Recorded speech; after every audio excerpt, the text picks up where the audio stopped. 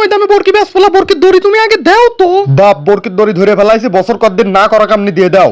না না না বাপ, আমার একবারে পত্তাস্ত না, তুমি আগে টাকা ধরে বরকির দড়িটা দাও দাও। না না না টাকা আমাকে হাঁটাও দে বলা বরকি, ওরে সর্বনাশ। না দিলা বেচো গা, লগর টিয়া দিবি সালাম, কত বেচপানে দেখ পয়নে তো, হাটের মধ্যে তো আমি আসি, তুমি বেচো আগে।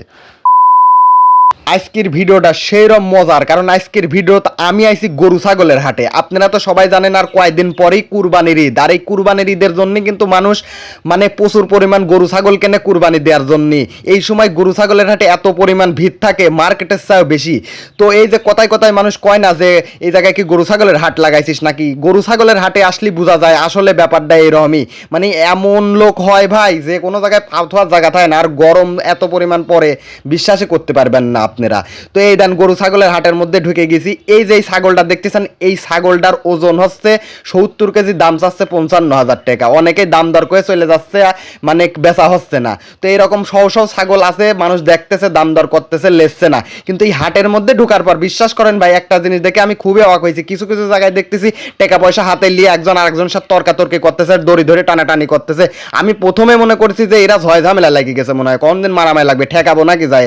পরে এখন দেখতেছি কি যে না, ছাগল আর গরু বেচা কিনাই নাকি এইরকম হয়, মানে দাম দর হয়, কথা কাটাকাটি হয়, যেটি হয়ে যায় সেটি হয়, না হয় না হয়। মানে দালালরা এমন ভাবে ধাপকি মারে, মনে হয় যে রেগে গেছে, ঝয় ঝামেলা। আসলে ব্যাপারটা এরকম কিছুই না, মানে বেচা কিনাই নাকি এইরকম। ভাইরে ভাই, গরু ছাগলের হাটে সবচেয়ে বেশি পিক আপ হচ্ছে দালালের। উইরে দেখলে মনে হয় উইরে হাতের মধ্যে বান্ডিল ধরা টেকা থাকে, আর মুখের ভাষা শুনলে মনে হয় যে কি না কি রেগে গেছে, মিজাজ উইরে সেই গরম, ওরা যা কবি তাই, মানে এমন এমন মিথ্যে কথা কয় বিশ্বাসই করতে পারবেন না।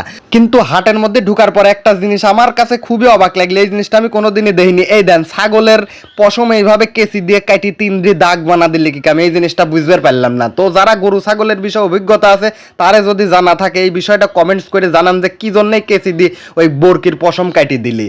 এই দেখেন, এই জায়গাটা দেখেন, দেখি মনে হবে দূরের তেন এই জায়গায় কোনো কথা কাটাকাটি হচ্ছে, ঝয় ঝামেলা হচ্ছে। আসলে বিষয়টা কিন্তু এরকম কিছুই হচ্ছে না, হেনে স্বাভাবিকভাবে বেচা কিনা হচ্ছে।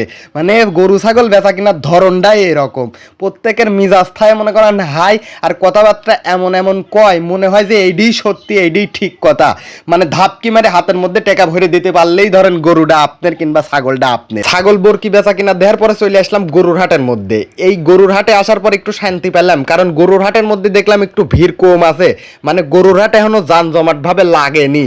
তো গরুগুলি গাড়িতে নামা নিয়ে যায় সারি, এই যে ঈদ বাইদে হচ্ছে, এইসব গরুগুলি মানুষজন যায় সারি কিনবে। এই সার গরুগুলি দেখলে ভয়ই করে, কারণ যে কোনো সময় লাত্তে মারবে পারে। আপনারা যারা হাটে গরু কিনবে যাবেন, তারা অবশ্যই এই গরুর দূরে থাকবেন, কারণ একটা লাত্তি কিন্তু সারা জীবনের কান্না, একদম বিসি মিসি আউট হয়ে যাবেনি। তো যাই হোক, আজকের ভিডিওটা এই পর্যন্তই।